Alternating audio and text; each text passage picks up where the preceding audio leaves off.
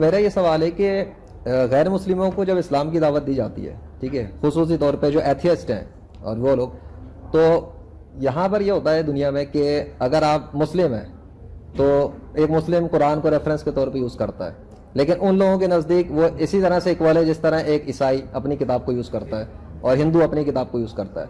تو اس صورت میں غیر مسلموں کو اسلام کی دعوت دینے کے لیے اگر وہ اس میں نیوٹرل پوزیشن پہ جائیں کہ جی آپ قرآن کو نہ یوز کریں، پہلے آپ ثابت کریں کہ جو اللہ ہے وہ اس کائنات کا خالق ہے، اور جب اس کا خالق ہونا ثابت ہو جائے گا اور آپ کی کتاب کے بغیر اور اس کا وجود ثابت ہو جائے گا تو پھر قرآن کو دیکھا جائے گا.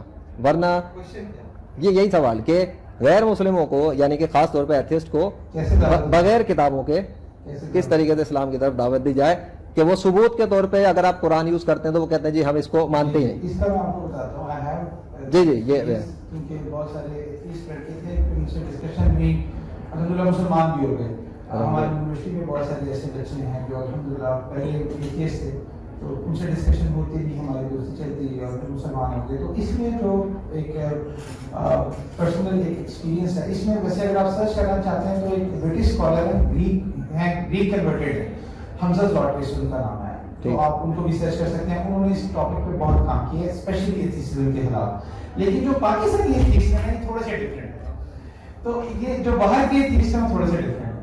یہ والے جو ایتھیسٹ ہیں نا، جو باہر والے ہیں، وہ کیا کرتے ہیں، کیونکہ اصل میں جو سیکولرزم ہے نا اس کی بنیاد یہ ہے، یاد رکھیں کہ آپ کچھ بھی کر رہے ہیں نا اس سے مجھے مسئلہ نہیں ہونا چاہیے، ٹھیک ہے.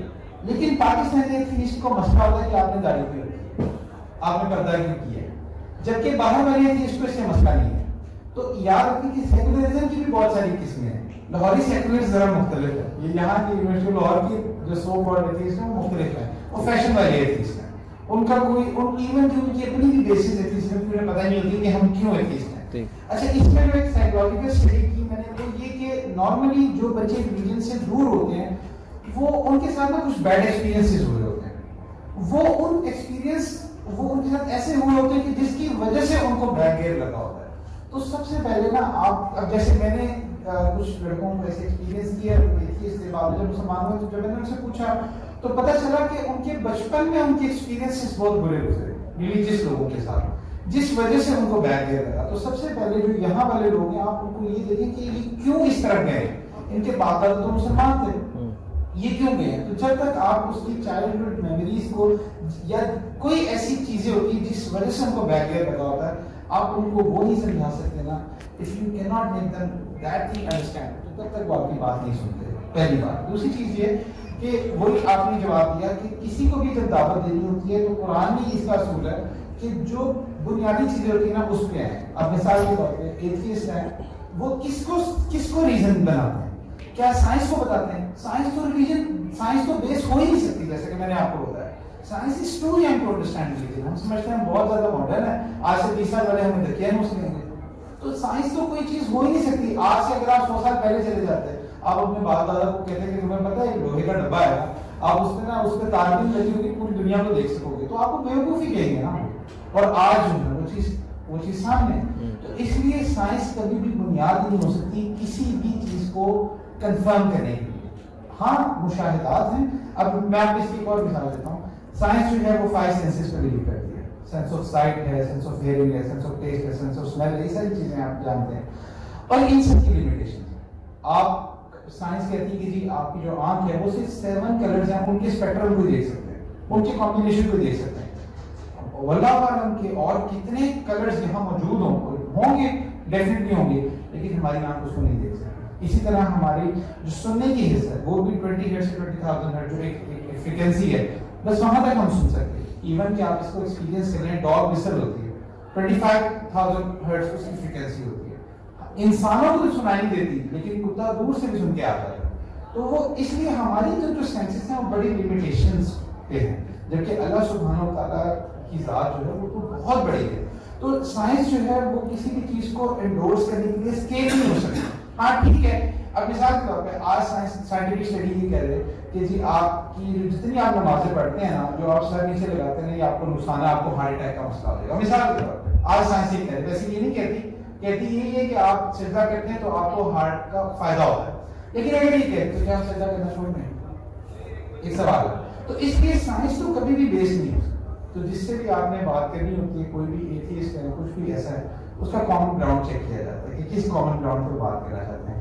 لاجک ایک الگ چیز ہے, سائنس ایک الگ چیز ہے, فلسافیکل تھنکنگ ایک الگ چیز ہے. ان ڈومینز میں جس بیس پہ وہ بات کرتے ہیں, میں آپ کو اس کی مثال دیتا ہوں. پروفیسر کراؤز بہت بڑے ایتھیسٹ ہیں, ادھر برٹن میں ہوتے ہیں, تو ان کی بھی یہ ڈیبیٹ ہم کے ساتھ سائنس پہ ہی ہوئی. تو ایون بہت ساری اپنی چیزوں سے بیک آؤٹ کر رہے, آپ ان کی ڈیبیٹ نیٹ پہ پڑھی, آپ دیکھ سکتے ہیں. اس لیے انہوں نے خود اس چیز کو مانا کہ سائنس کوئی کنفرم چیز ہو ہی نہیں سکتی. تو اس لیے آپ کو دیکھنا پڑے گا کہ آپ کسی بھی ایتھیسٹ سے بات کر رہے ہیں, اس کا کامن گراؤنڈ کیا ہے. لیکن وہ جو پوائنٹ تھا جو خدا کے وجود پر ہے, جی. اب ان ایک جو ایک فرض کریں ایک ایتھیسٹ ہے, اس کا پورا کمبینیشن کر لیں پورے ورلڈ میں, ان کے سامنے مسلمس, ہندو, عیسائی, یہودی اور سب جتنے بھی مذاہب ہیں جو خدا کے وجود کو کلیم کرتے ہیں, اس کلیم پر جب ثبوت مانگا جاتا ہے تو وہ کتاب کے ریفرنس کو یوز کرتے ہیں بطور ثبوت. وہ ڈیمانڈ کرتے ہیں کہ آپ کہتے ہو کہ آپ کی کتابوں میں جو لکھا ہے کہ آپ کے خدا نے آگ بے اثر کر دی, چاند کے ٹکڑے کر دیے, یہ سب کر دیا, سمندر پھاڑ دیا, تو وہ مسلم ایتھیسٹ کہتے ہیں کرسچنس کو, ان سب کو ایک ہی کیٹیگری میں رکھ کے کہتے ہیں اگر یہ ماضی میں ہو سکتا تھا اور آپ کی کتابوں میں کتاب آپ ریفرنس پہ یوز کر رہے ہو, تو آپ کے خداؤں کے وجود میں کون سا ریلیجن ہے جو پریکٹیکل طور پہ پریکٹیکل ثابت ہے, اور وہ کتاب کو مانتے نہیں ہیں. آپ کتاب کو ریفرنس کے طور پہ پیش نہیں کر سکتے. جی, پہلی تو چیز یہ کہ پہلے کتاب کو تو مانے وہ.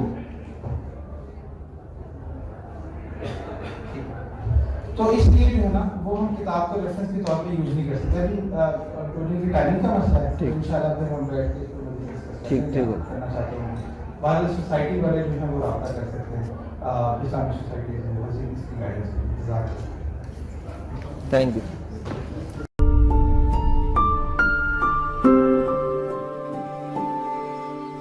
thank you